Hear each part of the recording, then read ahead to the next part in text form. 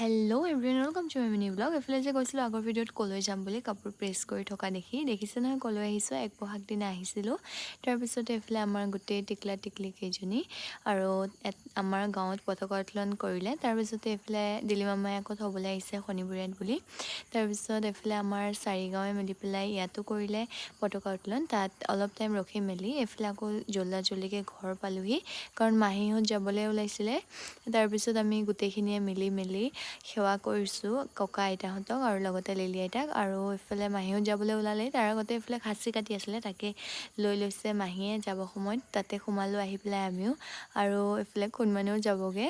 তাৰপিছতে যোৱাৰ পিছত আহিছোঁ এইফালে মই মামীহঁতৰ ঘৰত, পিঠা খালোঁ। তাৰপিছতে ঘৰত আহি চিৰা খালোঁ।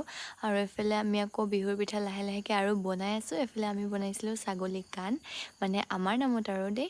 তাৰপিছত মায়ে ভাজি মেলি দিলে, আৰু তাৰপিছত এইফালে আমাৰ টিকলি কেইজনী